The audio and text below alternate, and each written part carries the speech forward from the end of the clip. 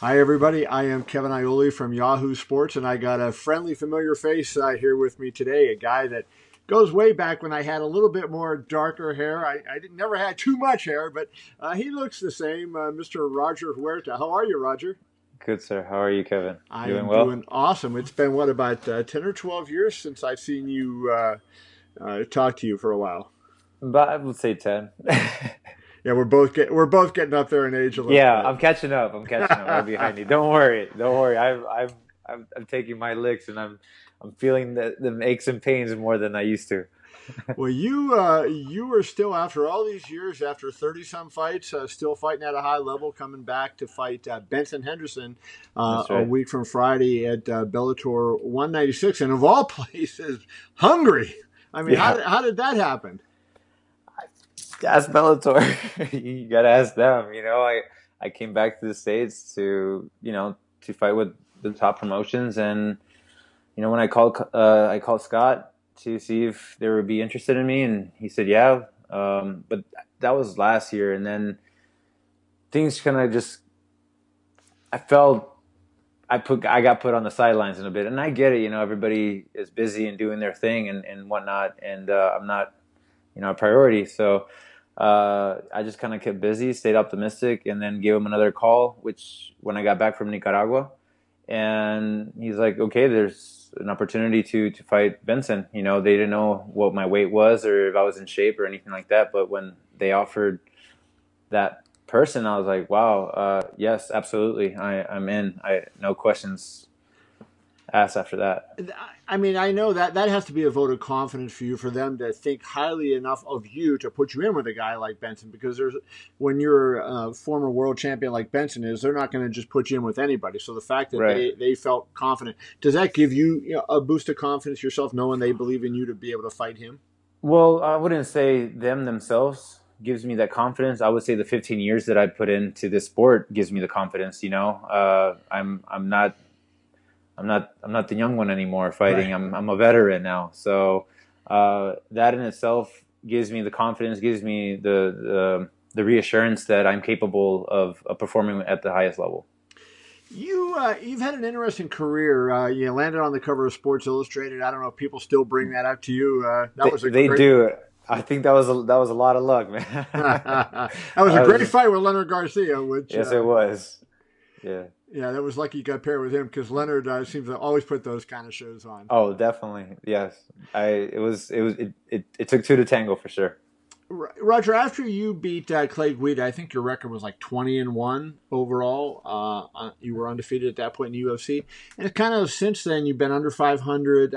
What do you think happened? You're the same guy. You look in good shape. Your record fell off a cliff, and I know records aren't everything, but what happened?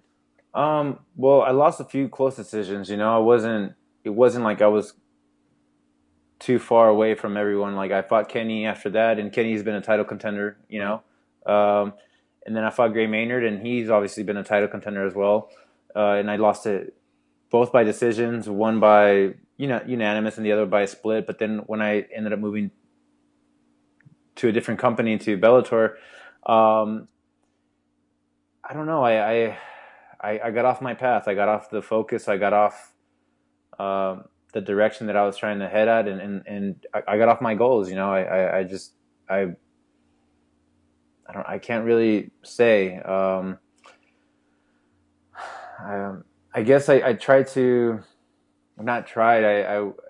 Fighting wasn't everything for me at that point. I Mm. wanted to enjoy life a bit more, and I wanted to see the world a bit more, and which I did, and I have. I got out to obviously Southeast Asia. I was in Thailand, and I got to see a lot of that world, and uh, and yeah, just life over there. Again, I've had my ups, I've had my downs, and I just say life has been my biggest teacher. I'm interested because you're such an interesting guy to talk to. Being traveling the world like you have, how are you a different person, and a different fighter? Let's say both.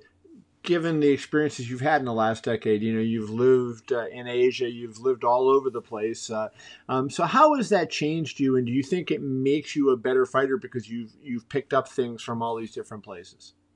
um, I would say it's definitely made me a better fighter, but it's also definitely made me a better human being. You know, I get to see the world with my eyes wide open, not just by watching the television or reading the news or any. I'm in it. You know, I'm able to smell it, to touch it, to taste it, to observe it, to really feel it. That in itself, again, life just keeps bringing me a lot of lessons. Mm. Um, so yeah, I would say I'm just not as naive as before, and I'm just more experienced and well versed, So what does Act Two take you? You know, you got to a very high point. You fought a lot of great fighters. You know, and I was looking at your record earlier today, and I was going, "My Lord, I can't believe everybody that you fought." You know, you mentioned Gray Maynard and Kenny Flory, and you also fought Eddie Alvarez, Yeah. John Koppenhaver. I Yep. mean, you had a ton of guys. Even in your most recent fight, one of the Mm-hmm. Ultimate Fighter guys, Hader Hassan, Hader a really Hassan. good fighter. You fought him. Yep. I fought him at 170 pounds. Yeah. Yeah, he's a big dude. I know. I did It- an interview with him because he's got an incredible backstory, and I did an interview with him, and I was amazed when I saw you fought him. I thought, man, I don't yep. remember Roger being that big. I'm not. I was definitely trying to put on the calories and stay there. I walk around at 168 pounds, 170 pounds. Mm. But again, I think that my knowledge in this and my experience in this sport in this field has helps me a lot. Benson was the former UFC champion. He's kind of had his struggles since he went into Bellator, and I know he's kind Hmm. of pointed at this fight as kind of a reset. What do you expect from him? I mean, do you expect the same kind of guy that we saw in the early 2010s when he was the champion and really on top of the game? I definitely expect that from him. He's definitely a competitor. You can see that. I watched his recent grappling match in Polaris, I believe it was, and he's definitely a guy who comes in and brings everything he's got. I don't see that his current losses, have set him back. Yes, we look at this in MMA like, oh, this guy's lost this, but I mean, those were close decision fights, and not only Right. close decision fights. There were, championship fights, and he's at the championship level, and Right. and I get to test myself against a championship caliber fighter, and so that's what I'm seeing. I'm expecting the best Benson, a competitor and the champion that he's always been. What I always like the fact that in MMA, unlike in boxing, one loss doesn't hurt a fighter, especially if you're or even multiple losses. If you're fighting well and you're fighting good guys and you're competing hard, I like it saying, hey, if you lose, so what? I want to see you fight the best guys and I want to see you bring it, and I'll keep watching you. That said, is there, and both you guys face this, when you lose, you always have to worry in the back of your mind, are they going to bring me back? Do I lose my Hmm. job? You guys are Hmm. fighting for your paycheck every Yep, week. that's right. How does it affect you when they start to pile up? Does it make you more tentative or I used to be that way. I used to think that wow, a loss meant the world just ended, and then I realized it didn't. right? And The there's a sun lot of comes up other. tomorrow. It sure does. It's shining today. But so I've separated the both of how I live my life and what I do as a profession. So what I do as a profession does not define me as a person.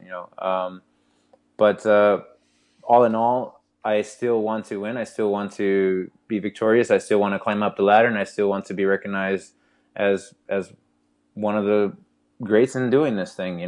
So just because I put in a lot of time into it, it's a lot of time.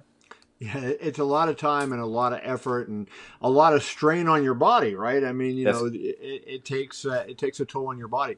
At 34 years old, physically, do you feel like you still can make a run and go after the title, or what's it like after a day of hard training? um yeah, recovery is a bit slower, so you have to really put a lot of attention to that. And that's kind of how my days go. I train, and then my rest of my time is recover, train, recover, train, recover. Um, but I don't think that I've necessarily lost a beat. If anything, I'm just smarter. I'm just more skilled. My footwork is better. I dodge punches better. I can see things. Everything's it's a bit slower. I'm not coming in full throttle.